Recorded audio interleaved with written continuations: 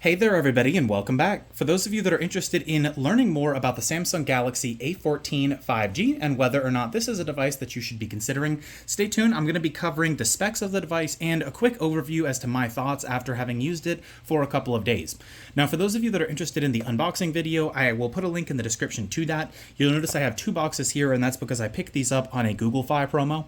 I'll put a link in the description to a Google Fi video review where I just go over the actual Google Fi service. I'm not sure how long the promo is going to be going on, but I'll be updating that video as well. So before we jump in, don't forget to like, subscribe, and check out the channel for new content. All right, so jumping straight in, I haven't really changed anything on the device itself. So you'll see when we log into the device, we have basically just the default screen and we have the default settings and everything else. So we'll do a quick walk around of the device, and then what we'll do is we will go very, very quickly through the specs, and then we'll finish off with my thoughts.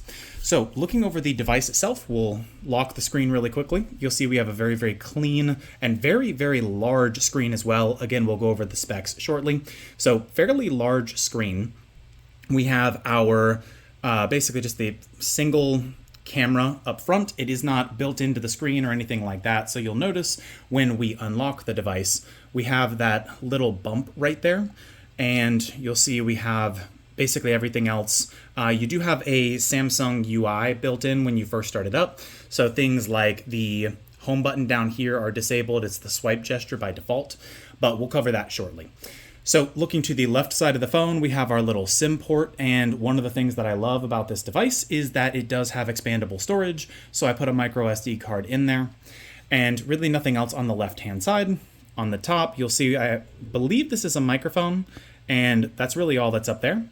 And going to the right side, we have volume up and down, and then the home button. I'll go over the home button more in a bit, but I don't really love the fact that the volume up and down are sticking out of the phone, and then the home button's kind of flush, so it could be a little bit difficult to find, but very, very minor thing. On the bottom, you have a couple of different ports, so I'll focus in here really quickly. So first up, believe it or not, you do have a 3.5 millimeter headphone jack. Then we have what I believe is another microphone, our USB Type-C, and then what I'm pretty sure is just going to be your standard speaker. So going over the device itself, we'll go over the back really quickly. So the back has a really unique textured finish. You'll see you can kind of hear when you scratch your finger over it, and it does attract some fingerprints, as you can see. We do have 3 cameras and a single flash, and you'll see that these cameras do stick out a bit.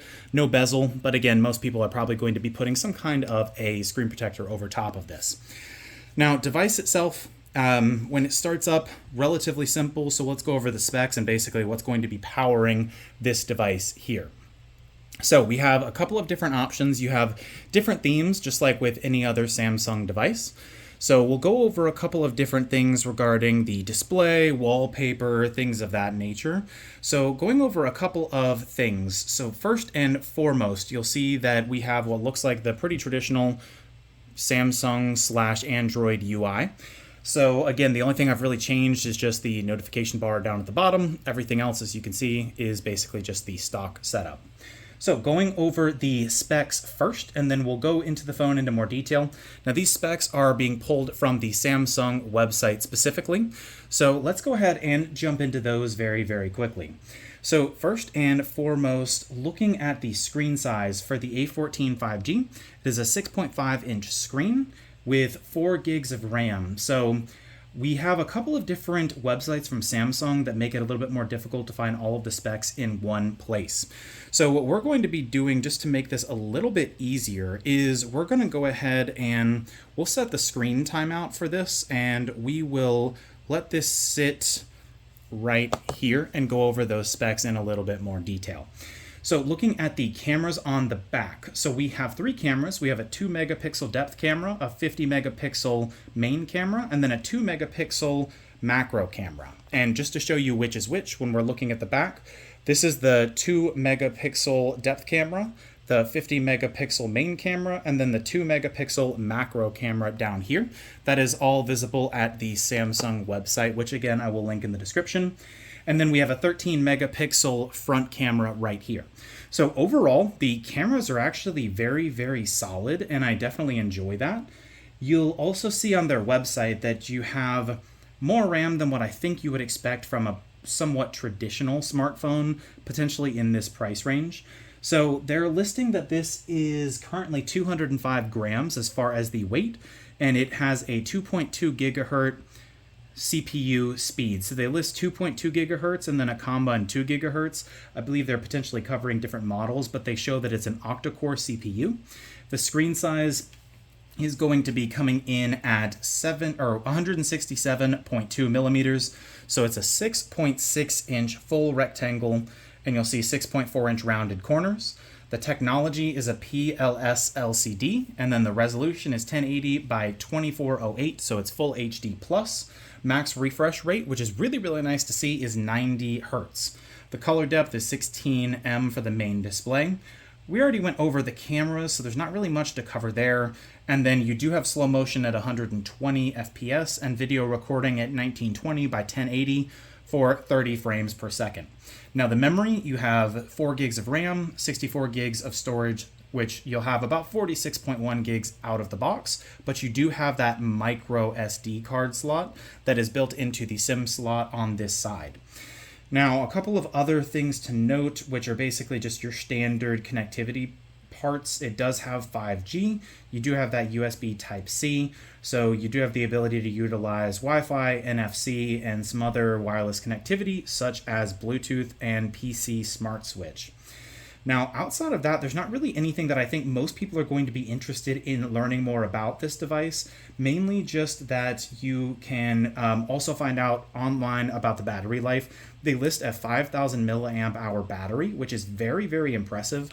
On the Samsung website, it says that it has a 2-day battery. Now, obviously, your results with that are going to vary, but I will say, having used it myself, just as an example, you'll see right now we have 85%.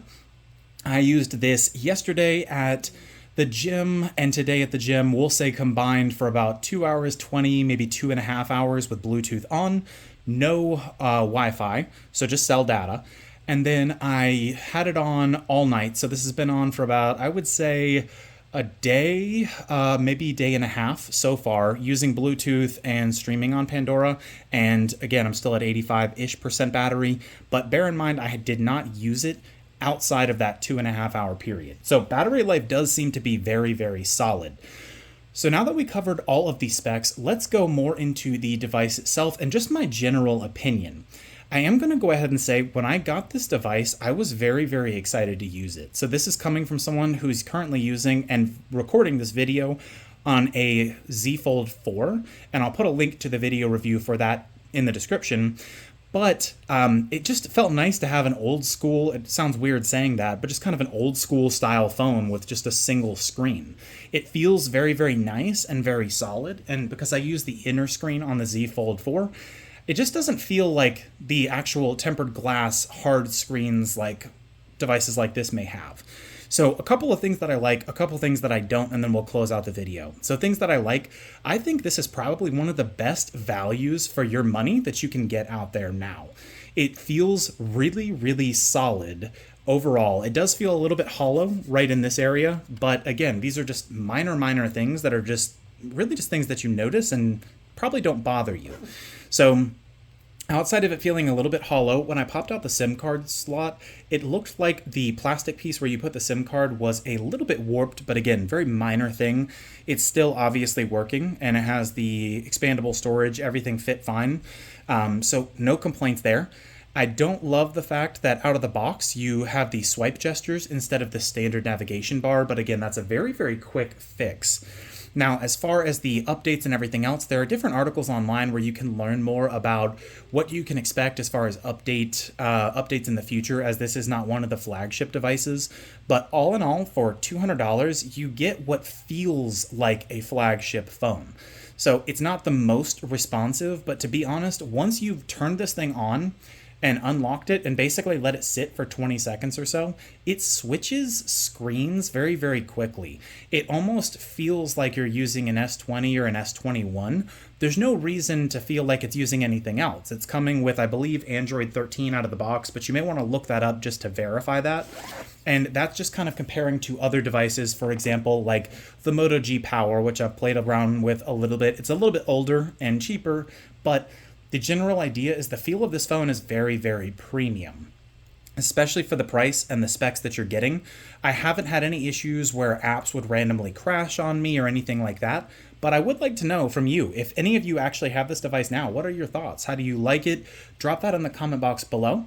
And kind of closing things out with my general complaints on the device.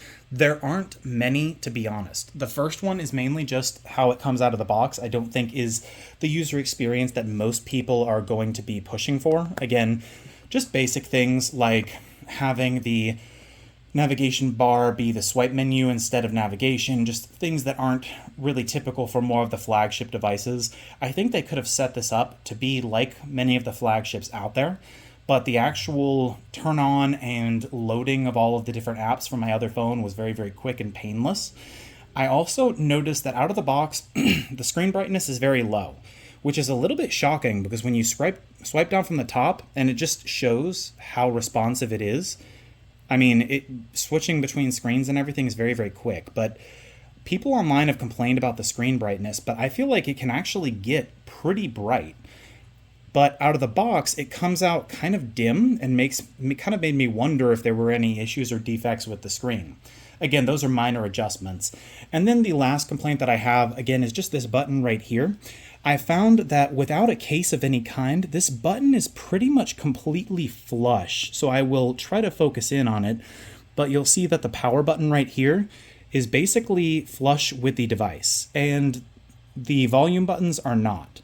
The reason that's a little bit difficult for me is when you're using this device, if you have average size hands or maybe even smaller or larger, it's hard to feel where the button is when you're rubbing your finger over it, and it can almost feel like you're pulling the button up from one of the corners sometimes. And again, this is just a very, very minor complaint, but that's really all that I can think of.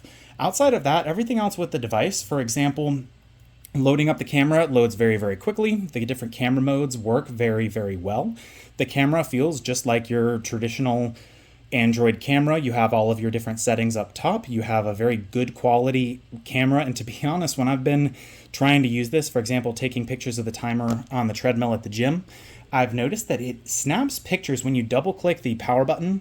It opens the camera and takes pictures practically immediately. So it is actually more responsive in some ways than some other devices that I've used.